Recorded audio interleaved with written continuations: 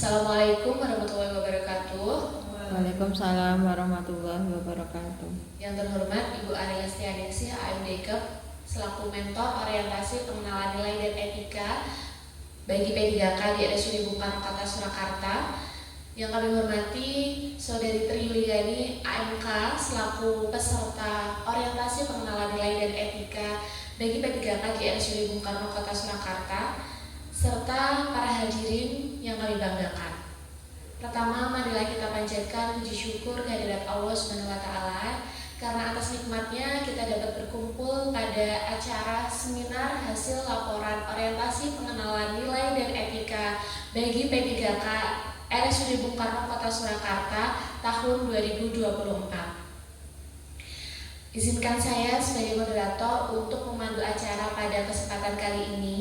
Acara ini nanti akan terbagi menjadi 3 sesi. Sesi yang pertama yaitu pemaparan hasil laporan orientasi oleh Saudari Tri Yuliani. Sesi kedua yaitu sesi tanya jawab oleh para hadirin yang hadir.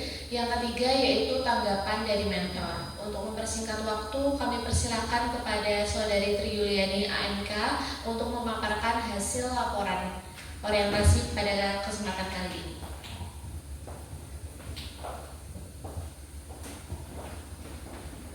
Terima kasih kepada moderator yang sudah memberikan waktu.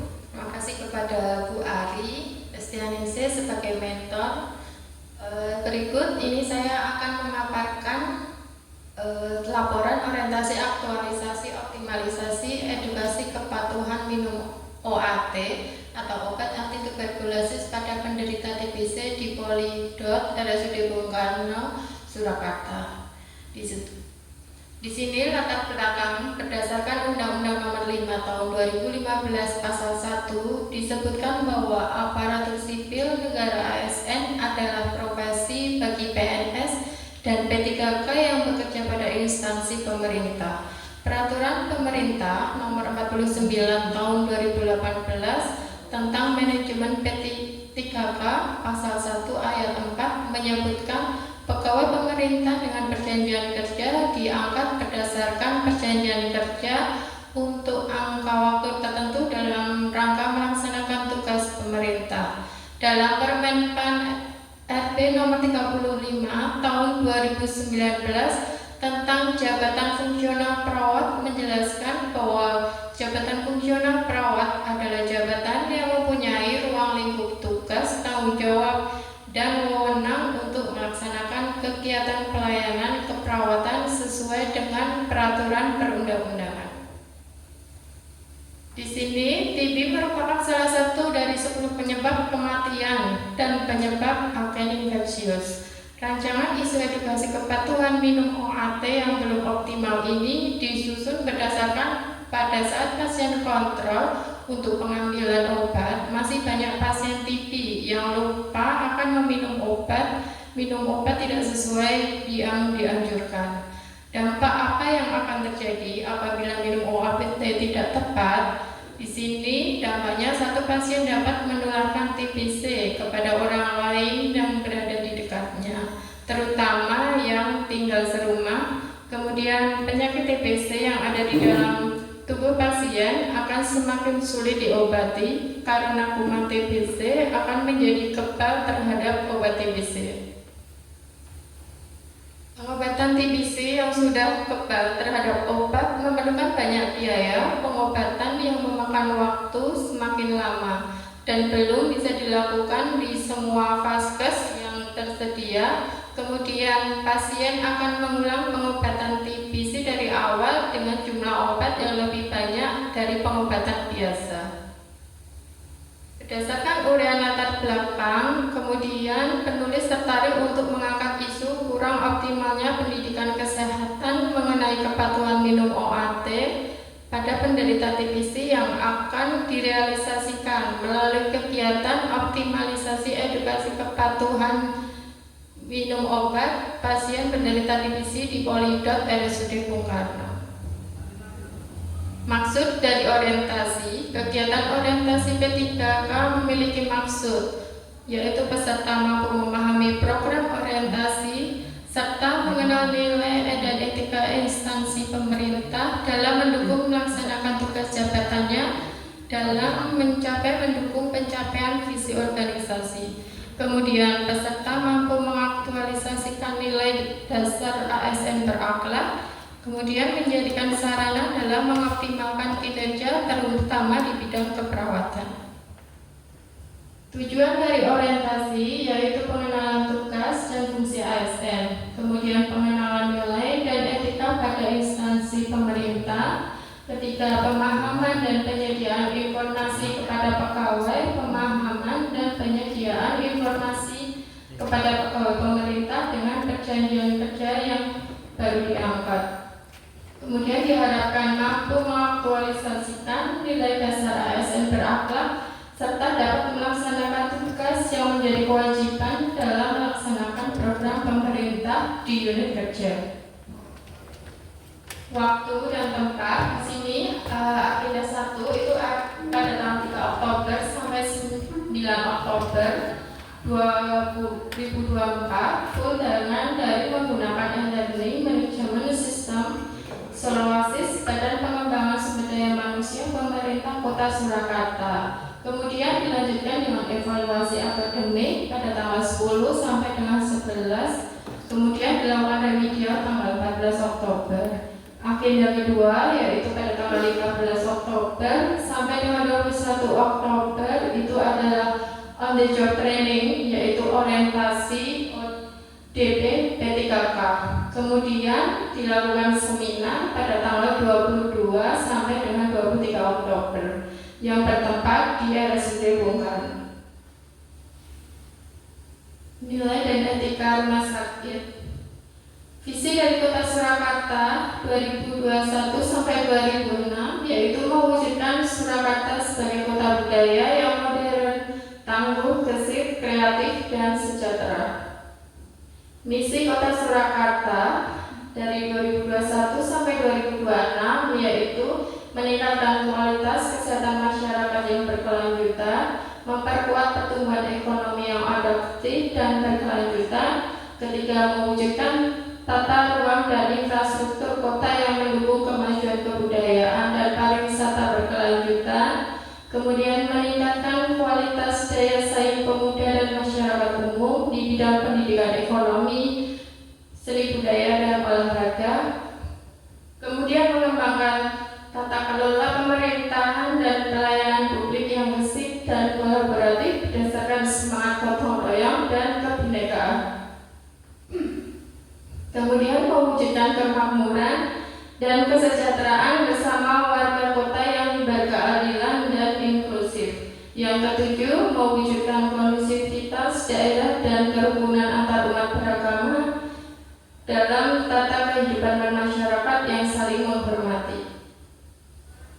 Di sini struktur organisasi dan tata kerja pemerintahan Kota Surakarta. Yang paling atas yaitu wali kota, kemudian di bawahnya wakil wali kota, yang di bawahnya ada staf ahli. Di situ ada di dinas daerah, badan daerah, kemudian ada kecamatan dan inspektorat. Di bawah wali kota lagi itu ada sekretaris daerah yang merupakan sekretaris DPRD. Di bawah dari wali kota itu sampingnya itu ada DPRD. Manajemen P3K. Manajemen meliputi penetapan kebutuhan, pengadaan, penilaian kinerja, hak dan kewajiban, gaji dan tunjangan, pengembangan kompetensi, pemberian penghargaan, disiplin, pemutusan hubungan kerja, dan perlindungan. Kemudian penilaian dari kinerja yaitu evaluasi kinerja periodik pegawai, evaluasi kinerja tahunan pegawai, pelaporan kinerja dalam bentuk dokumen, evaluasi kinerja pegawai yang diampiri dengan SKP dan hasil evaluasi kinerja. Disiplin P3K adalah kesanggupan P3K untuk menaati kewajiban dan menghindari larangan yang telah ditentukan. Di sini nilai dan etika dari organisasi. Peta Dinas Kesehatan Surakarta memiliki visi yaitu mewujudkan Dinas Kesehatan Kota Surakarta ikhlas dalam memberikan pelayanan prima. Kemudian misinya, yang pertama memberikan pelayanan prima yang berorientasi pada kesesuaian peraturan perundangan yang berlaku, keterbukaan informasi dan kejelasan, kemudian meningkatkan kualitas SDM aparatur secara periodik dan berkelanjutan, mengembangkan sarana dan prasarana serta memutakhirkan teknologi informasi.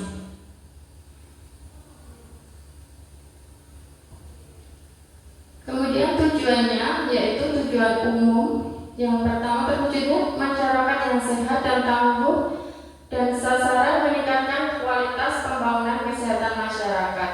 Tujuan khususnya meningkatkan kualitas pembangunan kesehatan masyarakat. Program strategi Dinas Kesehatan Surakarta menyusun strategi komunikasi perubahan perilaku untuk mencapai zero stunting. Di sini SOTK Dinas Kesehatan Surakarta yaitu pada kepala dinas yang di bawahnya ada sekretaris.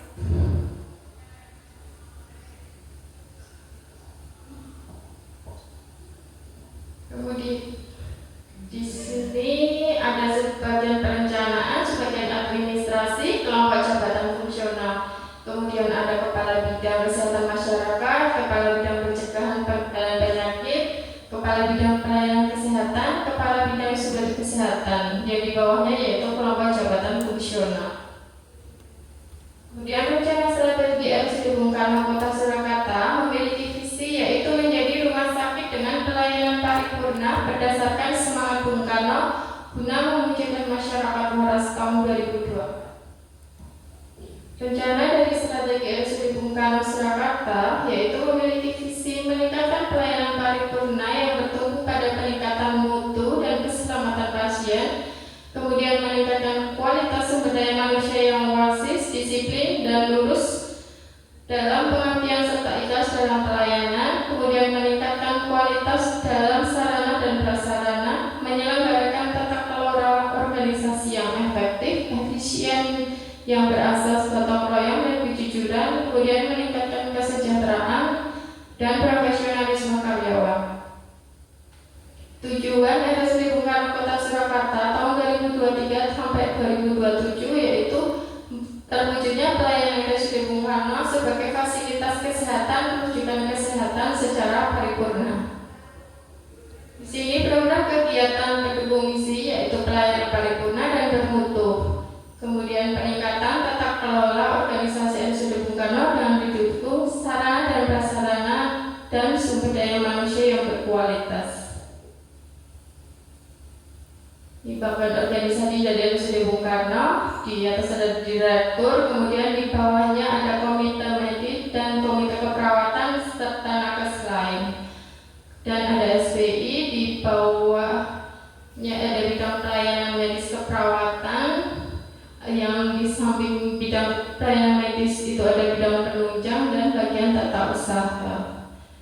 Berikut rencana kerja dan hasil kerja unit kerja Poliklinik RSUD Bung Karno Surakarta. Jabatan terampil perawat, identifikasi isu yaitu kurang optimalnya pendidikan kesehatan mengenai kepatuhan minum OAT pada penderita TBC. Yang kedua, kurang pengetahuan pasien dan keluarga terhadap persiapan pemeriksaan EEG.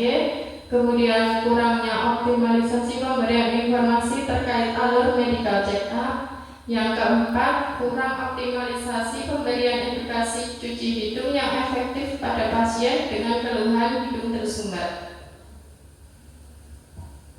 Di sini analisis isu USG-nya yang kurang optimal pendidikan kesehatan mengenai kepatuhan minum OAT itu mendapatkan ranking pertama, kemudian kurang optimalnya pemberian informasi terkait alur medical check-up ranking kedua, kurang pengetahuan pasien terhadap persiapan pemeriksaan EEG ranking ketiga, dan kurang optimalisasi pemberian edukasi hidung yang efektif pada pasien dengan keluhan hidung tersumbat mendapatkan ranking 4. Di sini U itu urgensi, itu seberapa mendesak suatu isu harus dibahas dianalisis dan ditindaklanjuti. Yang S yaitu seriousness, yaitu seberapa serius suatu isu harus dibahas dikaitkan dengan akibat yang ditimbulkan. Kemudian G itu seberapa besar kemungkinan memburuknya isu tersebut yang tidak ditangani sebagaimana mestinya.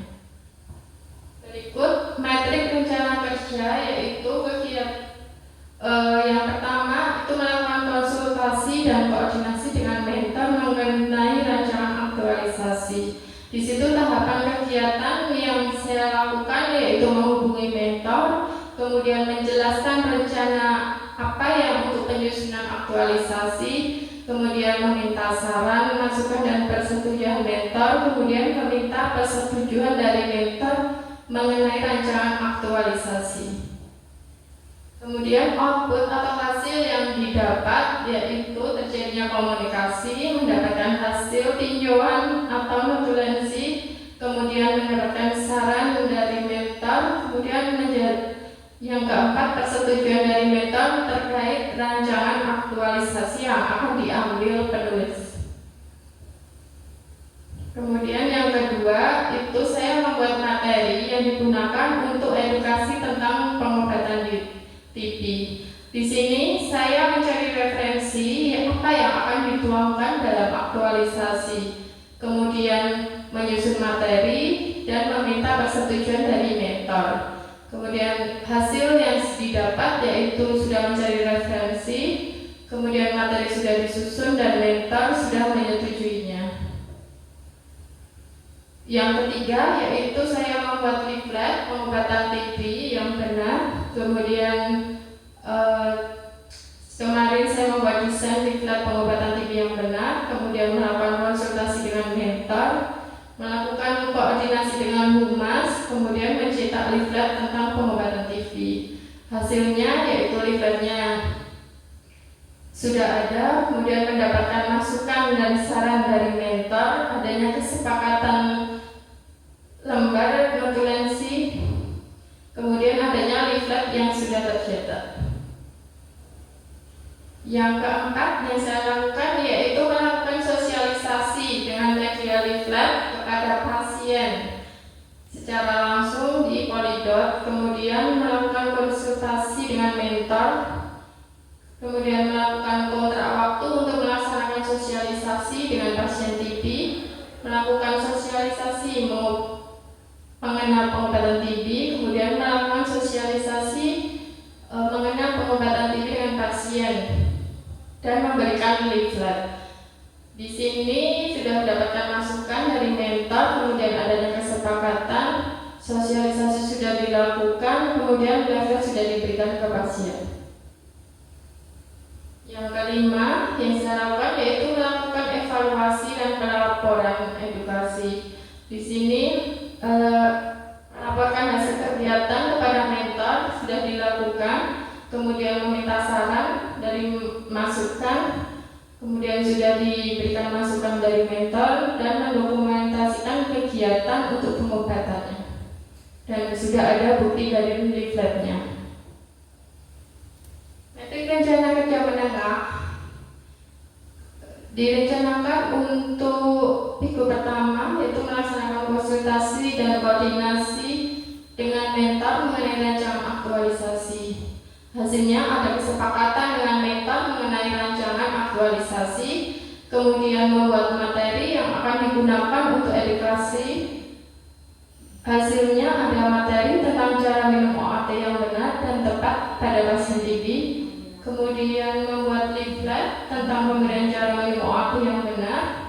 Hasilnya ada leaflet tentang cara minum OAT yang benar dan tepat, dan kemudian minggu pertama itu melaksanakan edukasi tentang cara minum OAT yang benar, dan hasil yang didapat adalah edukasi sudah dilaksanakan ke pasien dan keluarga pasien. Pasien mengatakan paham tentang apa yang disampaikan, kemudian melakukan evaluasi dan pelaporan. Di sini didapatkan hasil pasien minum OAT sudah sesuai anjuran dan tertib. Hasil cek BTA evaluasi bulan kedua itu negatif.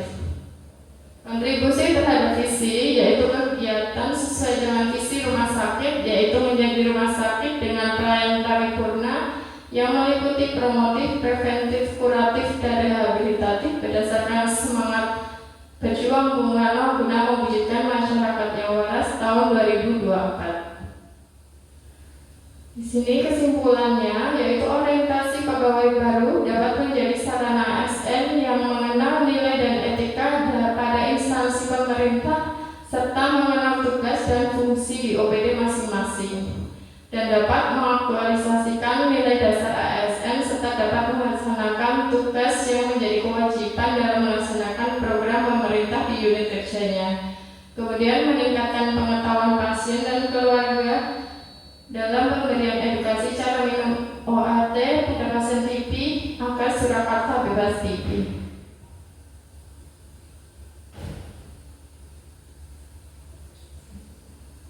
Di sini ini dokumentasi yang sudah saya lakukan.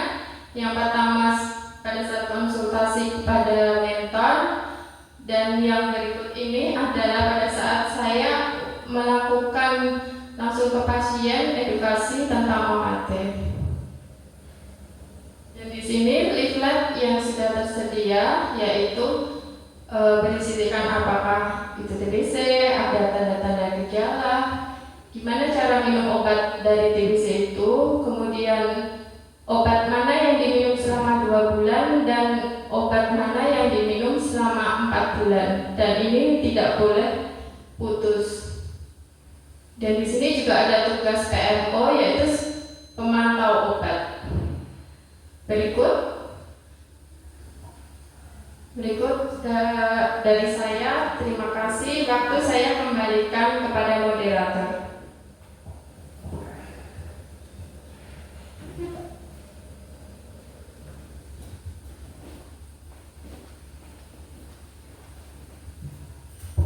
Terima kasih kepada Saudari Tri Yuliani Anika atas pemaparan laporan orientasi penilaian etika dan nilai bagi P3K. Kemudian kami persilakan kepada para penanya jika ada pertanyaan yang ingin diajukan.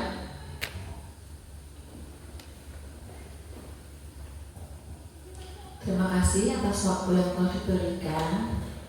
Saya ingin bertanya bagaimana cara mengambil sampel darah pasien dan yang benar, dan kapan waktu yang tepat untuk minum OAT. Terima kasih. Dipersilakan kepada Saudari Tri Yuliani untuk menjawab pertanyaannya. Terima kasih kepada Saudari Mbak Ira ya. Ya, terima kasih atas pertanyaannya. Gimana cara untuk mengambil sampel yang benar? Yaitu mengambil sampel itu pada pagi hari bangun tidur. Pasien dapat bangun tidur karena pada malam hari itu kan dahak pasti akan terkumpul. Jadi dahak yang didapatkan itu diharapkan lebih baik daripada dahak yang sewaktu. Kemudian bagaimana cara minum OAT yang benar? Yaitu pada saat kondisi perut kosong. Diminum pada pagi hari. Dalam kondisi perut kosong, pasien bangun tidur langsung minum OAT. Habis itu dalam jarak 1 jam pasien baru boleh makan. Terima kasih. Terima kasih atas jawabannya. Apakah ada pertanyaan lain? Oke, langsung saja untuk sesi selanjutnya yaitu tanggapan dari mentor kepada Bu Adela Stianingsi AMD. Kami persilakan.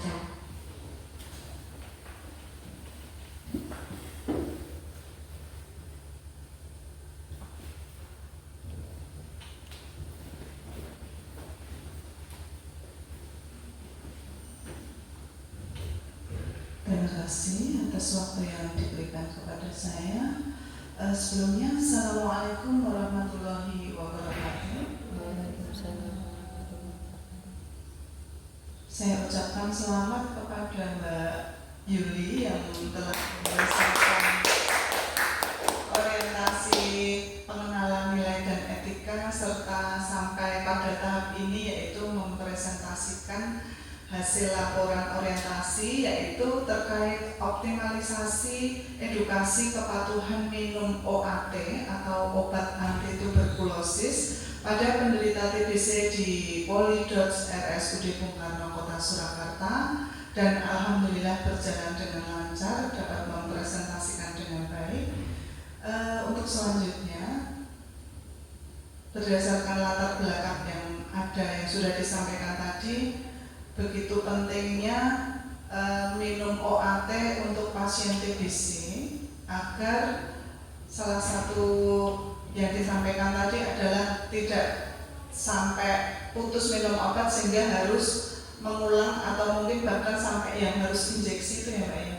Nah itu diharapkan memang itu sangat penting sekali. Jadi kenapa kami dari Poli sangat mendukung sekali terhadap inovasi yang dibuat Mbak Yuli tentang kepeduliannya kepada pasien TBC agar mau untuk dan mampu untuk minum obat secara teratur sampai dengan selesai, karena memang untuk obat TB ini waktunya cukup lama ya Mbak ya, sampai 6 bulan ya minimal ya, nah kadang lebih, maka itu sangat dibutuhkan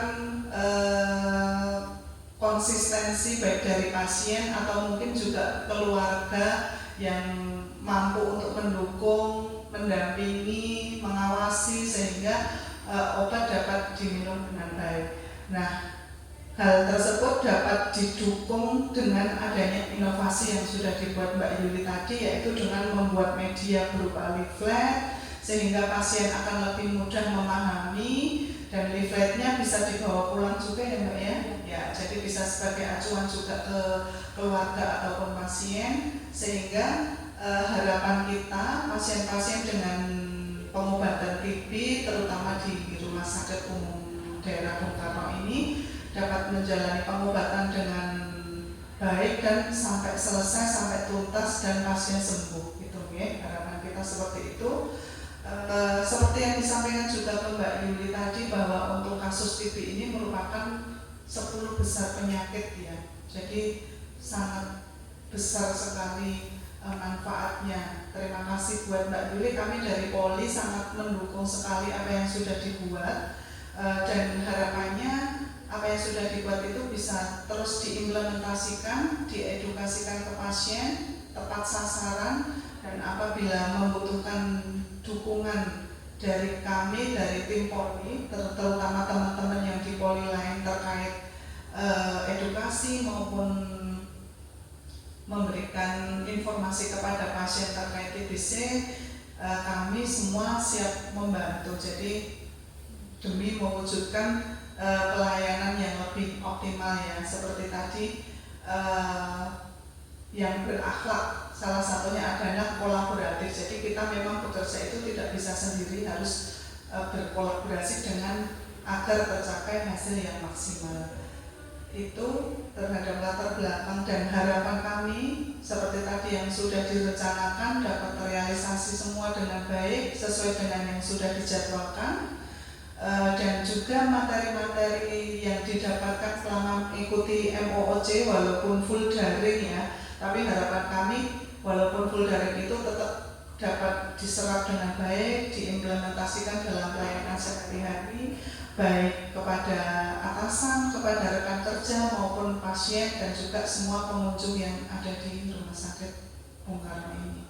Demikian yang dapat saya sampaikan, kurang lebihnya saya mohon maaf. Assalamualaikum warahmatullahi wabarakatuh.